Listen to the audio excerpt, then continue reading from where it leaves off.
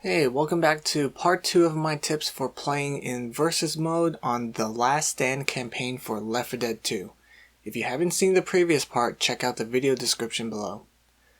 So before we move on to the next tips, I just want to go back to tip number 5 from the previous video real quick, where I told you to avoid the rooftops as the survivor because of the jockeys, smokers, etc, etc. Another reason why you want to avoid the rooftops is if you get incapped on the roof like this, your teammates will also have to get on the roof to save you, and then things will just get worse and worse from there. Watch how after we kill this guy on the roof, we're just waiting for them to come up and save him, which unfortunately for them, they didn't realize he's already dead. Also, to this guy who is blaming his teammates, it's not their fault. 1, you should have coordinated with your teammates on where to hold out, and 2, you should not have been on the roof in the first place. See how things got worse and worse because one person went onto the rooftop? Don't ever go on the rooftops, except to get the gas can.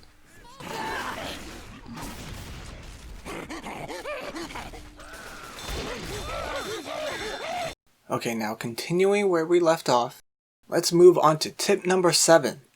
Don't get crushed. So we're currently at the junkyard event of the campaign. And you know that part where the shipment container drops and forms a path for you? Don't stand underneath— oh my god, not Zoe! It should have been Bill. I should have placed Bill underneath it. Tip number 8. Don't spawn on the cliff. So we're currently here at the beginning of the campaign.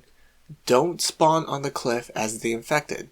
Pretty much every special infected like the boomer, charger, etc. should spawn on the ground and not on the cliff. Why? For a couple of reasons. 1, because when you spawn, you make a lot of noise. And if you're standing on the cliff like this, you're going to stick out like a sore thumb. What you want to do is spawn on the ground behind trees and cars. That way it's harder for them to see and shoot you. 2, when you spawn as like a boomer, charger, or whatever on the cliff, the time for you to jump off the cliff, walk up to them, and then attack is going to take way too long. The survivors could have shot you down by then. Let's time and see how long it takes for me to get from the cliff to the middle of the road where the survivors usually are.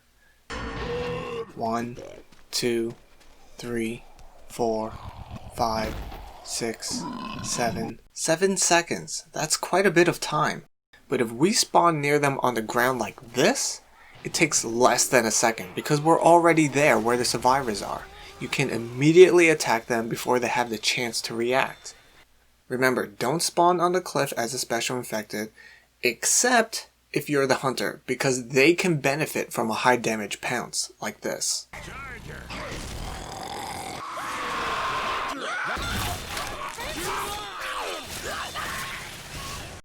Tip number 9.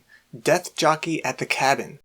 Do you remember the death charge and death pole I showed you in the previous video at this starting safe room cabin area? Well, you can also jockey the survivors off the rock as well.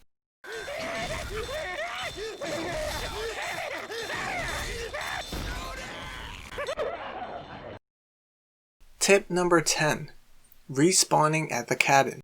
So I've showed you a total of 3 instant kills for the infected team at this cabin area. If you're on the infected team and you guys don't have either a charger, smoker, or jockey, you can jump off the cliff and try to respawn as one of those. And as you can see here, there's no respawn timer. By the way, I'm trying to get a smoker here. However, doing this is really risky because if the survivors leave the safe room while you're dead, the timer will show up and it will take you an additional 19 seconds to respawn. And as you can see here, I'm stuck waiting to respawn. It was essentially a 3 vs 4 and the survivors got out of that area just fine because I was not there to help. So please keep in mind that you can really screw your team over if you decide to take this risk. As far as the team composition goes, the infected team should try to get boomer, charger, smoker, and jockey.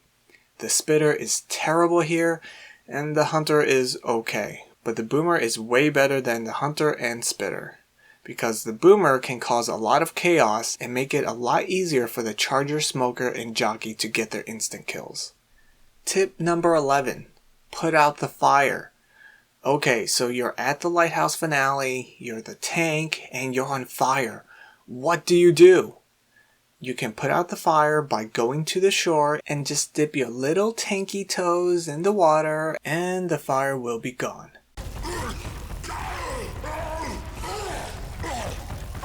Yeet!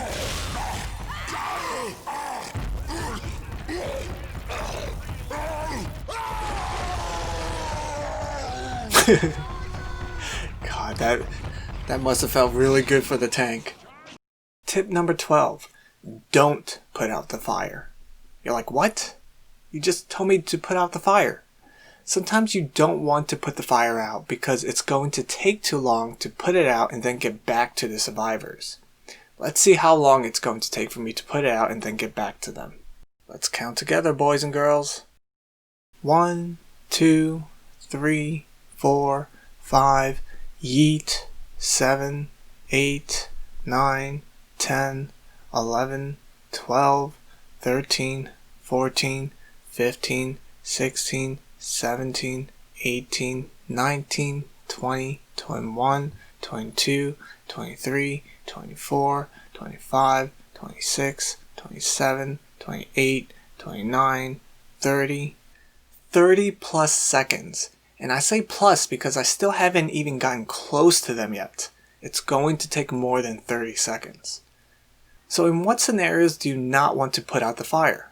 Well, if there are survivors that are incapped, covered with puke, if your teammates are currently attacking them, you want to keep up the pressure as the tank in those scenarios. Because if you run away to put out the fire in those scenarios, it's going to give the survivors enough time to recover, and you don't want that. So here's a clip of me deciding not to put out the fire as the tank.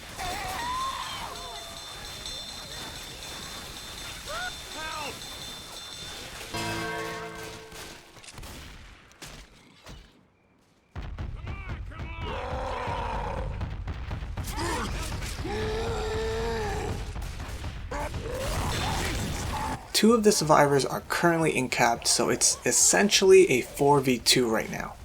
We have the advantage.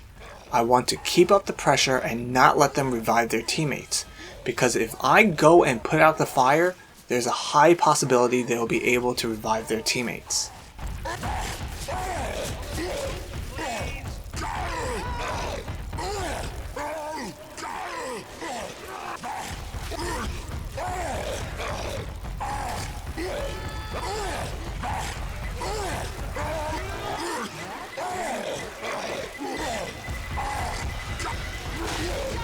Oh, nice jockey, Arva.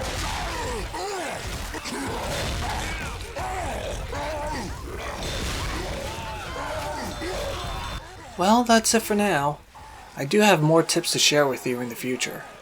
Please share this video. Okay, thanks, bye!